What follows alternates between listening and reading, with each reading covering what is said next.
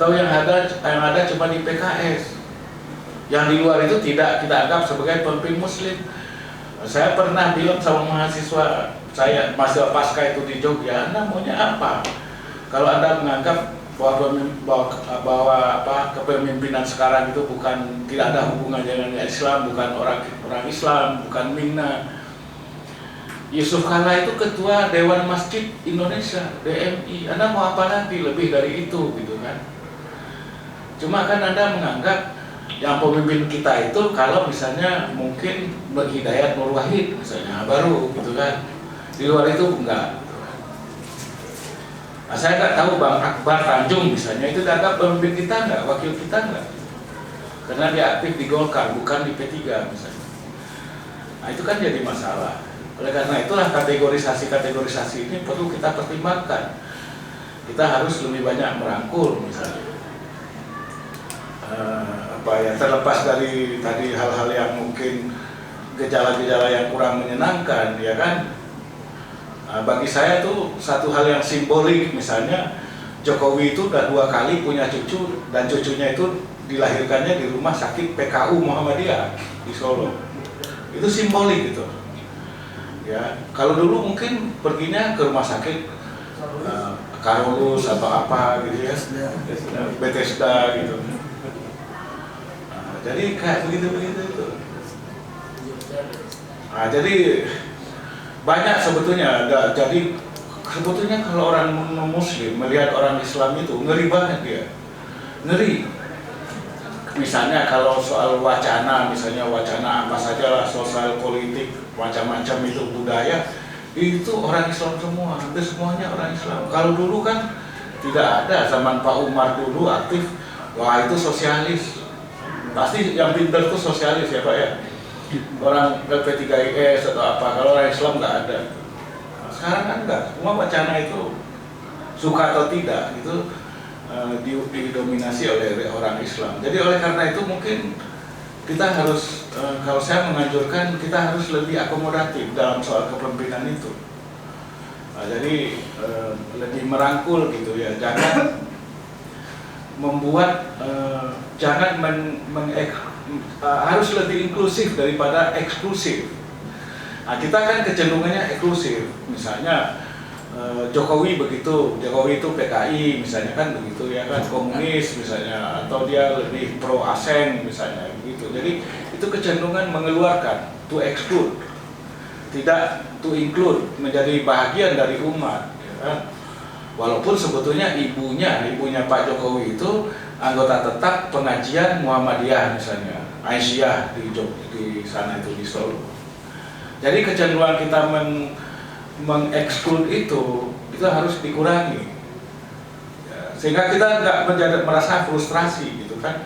Wah nggak ada lagi pemimpin Islam gitu kan, repot kita, ya kan. Repot, yang jelas-jelas orang Muslim, tapi kita nggak menganggap sebagai pemimpin Islam, ya kan? Apa model misalnya Pak Erick Thohir tadi disebut, misalnya, ya kan? Atau misalnya siapa Menteri PU itu yang paling berhasil itu, PUPR juga berhasil sekali, Basuki Hadipurnomo itu berhasil sekali, paling lah, Basuki Hadi Mulyono, ya, nah itu kan. Atau Sri Mulyani, siapa yang mengakui dia sebagai pemimpin Muslim?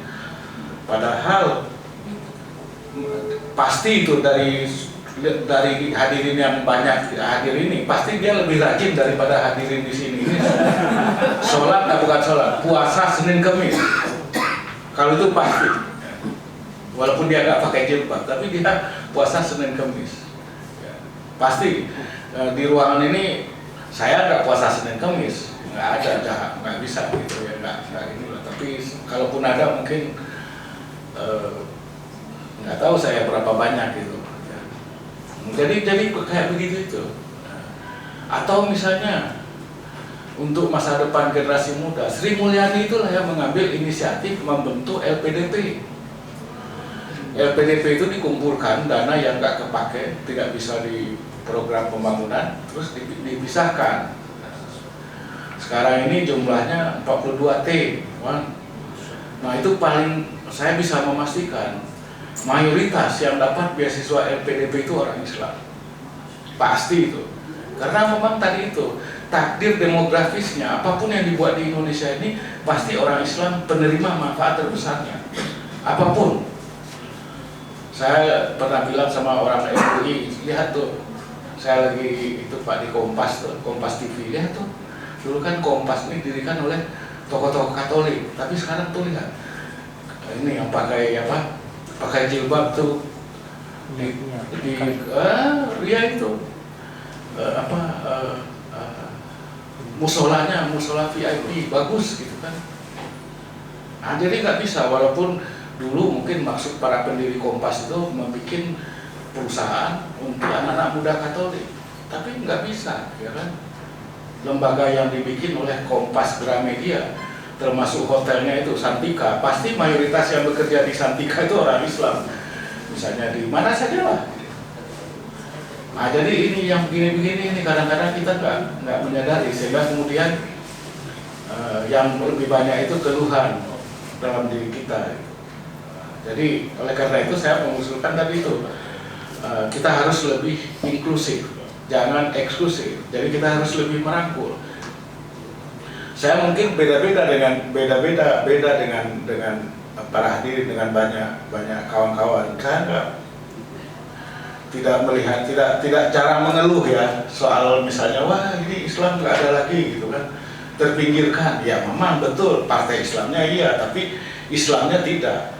Jadi ada alasan untuk optimis dong, yang mana?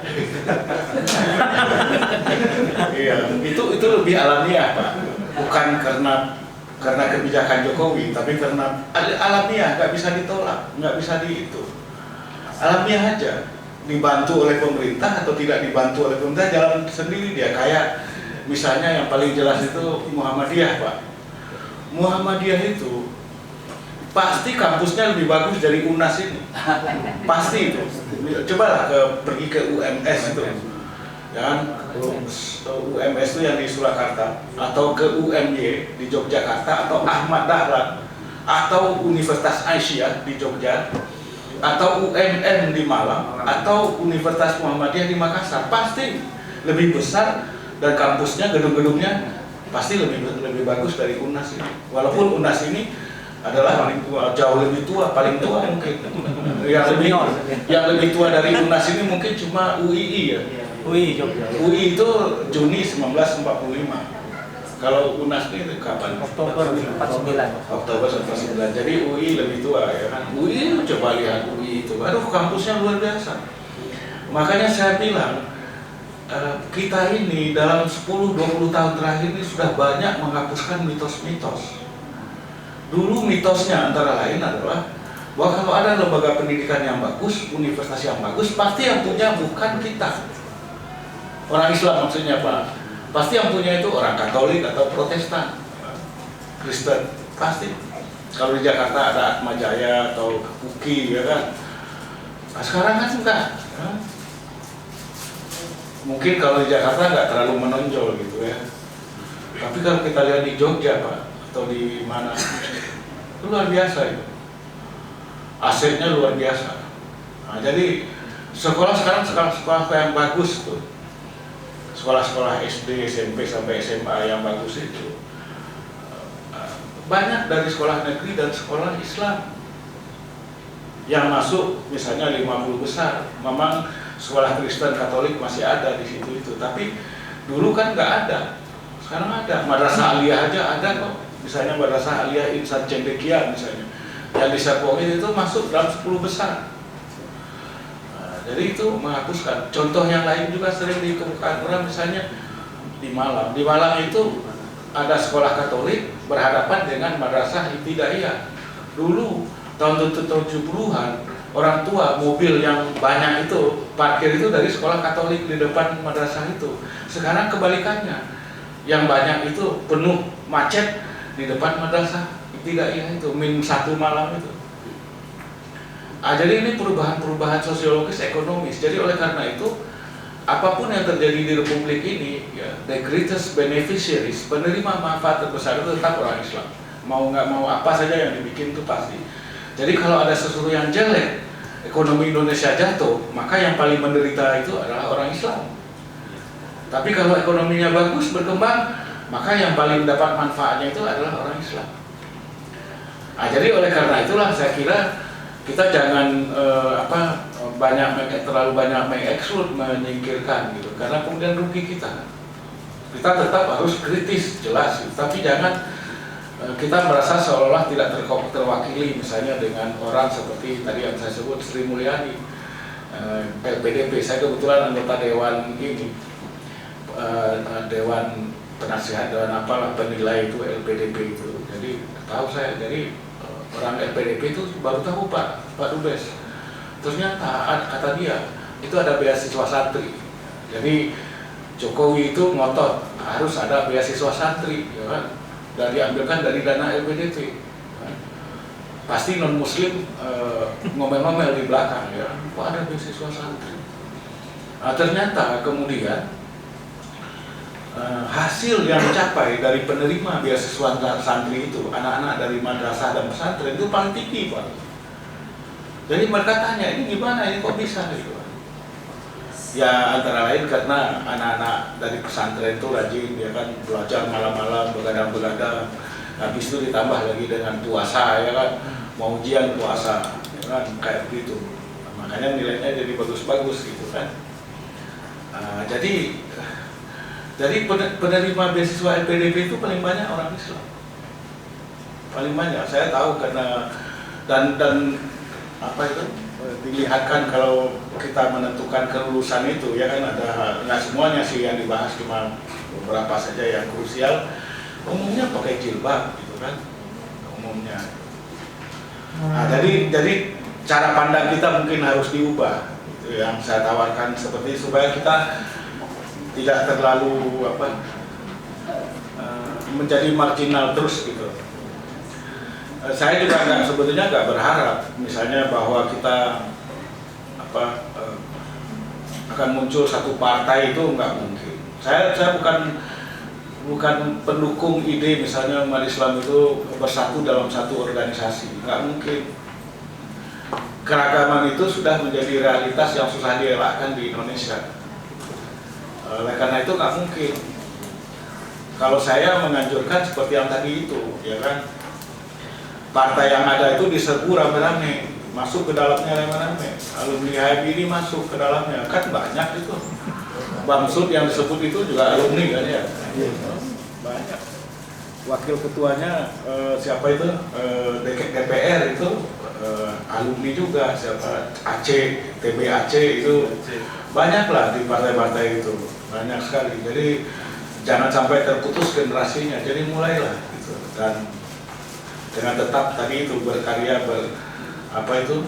menjaga integritasnya, itu penting sekali.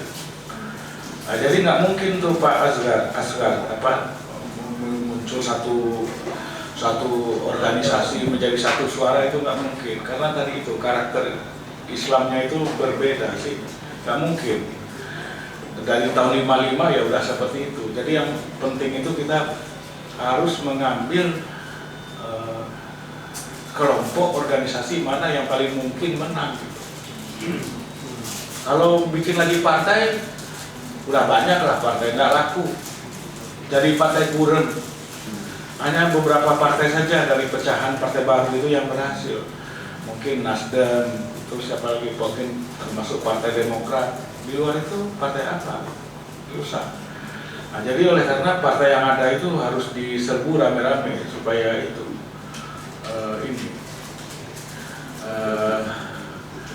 nah tadi dari Pak Ambia tadi, kenapa itu UB212 masif yang menang tetap PDIP, itu terkait dengan karakter itu Pak. Jadi tidak ada hubungan yang korelasi yang betul-betul positif di antara increase piety, kalau kata tulisannya ini Saiful Mujani, dengan political behavior, voting behavior, nggak ada.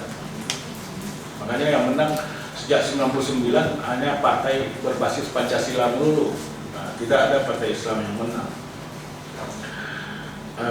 Mas Alvan, jadi saya juga nggak tahu ya bagaimana ini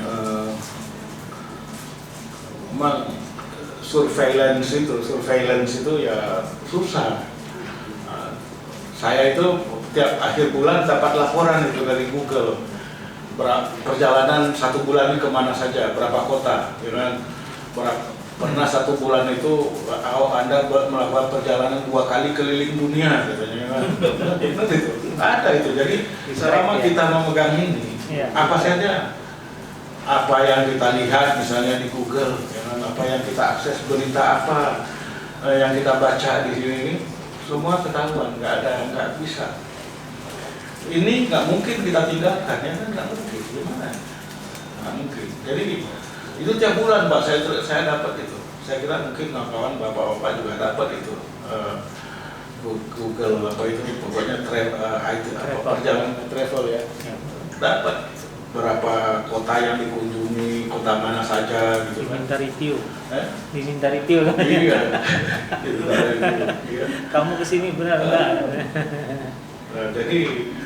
Nah, jadi nggak mungkin. Jadi oleh karena itu apa yang bisa kita lakukan, saya juga nggak tahu ya. Apa yang harus yang jelas negara sangat diuntungkan. Saya setuju itu, negara yang paling dapat manfaatnya karena dia tahu apa yang kita tulis, apa yang kita bahkan juga baca, ya kan. Kalau kita membaca misalnya dari internet itu ada buku-buku, ya kan, kita baca itu ketahuan. Nah, jadi nggak mungkin.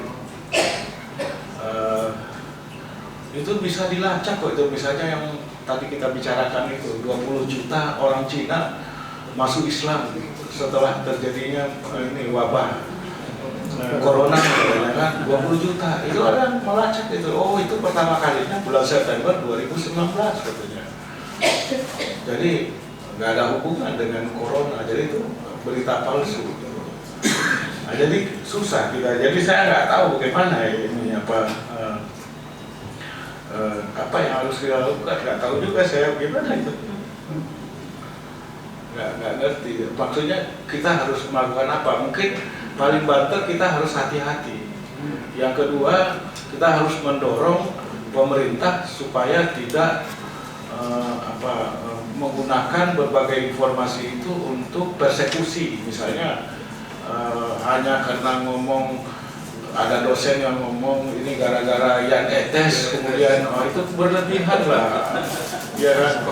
Atau kemudian ada ibu-ibu siapa Zikria itu yang dari Bogor mengkritik Ibu Risma, kemudian ditangkap oleh polisi, ya, dibawa ke Surabaya sampai anaknya nggak bisa menyusu, ya kan? Harusnya menyusui anaknya, ya, sampai suaminya juga kebingungan gitu.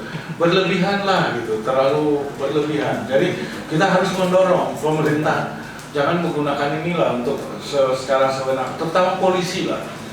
Saya menulis itu ini Mas Alvan mengenai police state, mengenai apa itu, mengenai George Orwell itu. Saya bilang ini kok negara kita ini sudah semakin banyak Big Brother, ya. Big Brother yang mengawasi kita gitu kan, sehingga kita nggak bisa bergerak lagi gitu kan. Saya tulis tuh. Jadi tapi ya saya suka menulis agak begitu mungkin lebih terbuka, keras gitu, lugas gitu, tapi ya nggak apa-apa. Sejauh ini sih aman-aman aja, mudah-mudahan juga aman-aman aja, enggak lah gitu ya. Jadi tapi kita perlu bersuara, kita kan menulis kan. Jadi kalau Anda nulislah kritik gitu kan, saya pasti itu mengkritik, ya kan. Jadi saya pernah mengkritik tuh Pak Dubes, mengkritik Pak Jokowi dulu. Saya bilang, kira-kira Jokowi ini nggak punya pemahaman yang solid mengenai bagaimana politik luar negeri Indonesia itu harus dimainkan. Indonesia sebagai negara besar di dunia ini memainkan peran apa? Tanggung jawab apa di dunia internasional? Paling jelas Indonesia punya tanggung jawab. Saya tulis itu Pak. Saya dapat SMS, WA dari Ibu Menlu, dia bilang, Pak, bagus, hebat gitu. Jadi Menlunya senang dia. Nah, tapi begitu ketemu dengan Pak Jokowi, dia bilang, wah terima kasih katanya Prof, kritiknya gitu. Nah, tapi nggak ada, ya, dia berterima kasih atas kritik saya, tapi tidak ada implikasinya untuk kebijakannya. Presiden Jokowi tidak pernah hadir misalnya dalam General Assembly, Pak. Pak Majelis Umum PBB nggak pernah 5 tahun berturut-turut nggak pernah. Yang hadir itu selalu wapres gitu kan. Wapres Yusuf Kala. Nggak tahu kalau GA atau General Assembly Majelis Umum PBB nanti bulan September yang akan datang, September ini, apakah Pak Ma'ruf Amin gitu? Nggak tahu saya. Atau cukup boleh diwakili Menlu Pak? Apa boleh? Menlu saja? Bisa aja Pak. Nah, jadi kita mengkritik itu ya kan, tapi ya memang harus disampaikan begitu. Syukur mempengaruhi kebijakan. Kalau enggak ya sudahlah, tugas kita aja menyampaikan kritik gitu. Menko Ya. Saya kira demikian Pak. Oh ya, alumni HMI ya. Ya tadi juga saya tekankan supaya pergi kemana-mana lah. Ada yang ke Demokrat, ada yang ke Demokrat itu siapa sekarang alumni HMI di Demokrat? Sudah lebih sedikit daripada Dulu kan ada Andi Malarangeng ya. Oh, yang di Malang. Iya, tapi dia udah kembali lagi sekarang ke Demokrat walaupun masih low profile gitu. Ya, jadi Karena sudah nggak bisa. Anas ya kan? Dulu Anas Urbaningrum. Di Nasdem juga cukup banyak di Nasdem, termasuk siapa itu ketua di cabang Jakarta Cilosari itu siapa namanya, orang Aceh itu yang dulu di Zulfan Lindan ya kan? Unas itu Iya. alumni Unas ya. Dari PDIP saya nggak tahu kenapa kemudian pindah ke Nasdem. Karena Aceh. Demokrat itu Prof. Irman Khairon. Oh Irman. Irman Khairon. Oh Irman Khairon ya. Sekarang jadi koordinatornya Majelis Nasional kami. Oh, ya jadi ini kan ada tuh siapa Kang Sujana Sulaiman yang suka membarisi. Nah, jadi saya kira WA grup. dia kalau dari catatan dia dari sudut HMI ya alumni kami nggak usah terlalu banyak lah di lingkaran elit politik, lingkaran 1 dan 2 itu ya masih cukup banyak lah, masih cukup banyak. Saya kira demikian. Terima kasih Bapak dan Ibu sekalian. Assalamualaikum warahmatullahi wabarakatuh. Terima kasih. Alhamdulillah sudah pukul 4. Terima kasih banyak Prof. Sudah banyak sekali pencerahan yang sudah kami dapatkan. Dan ada acara sedikit selamatan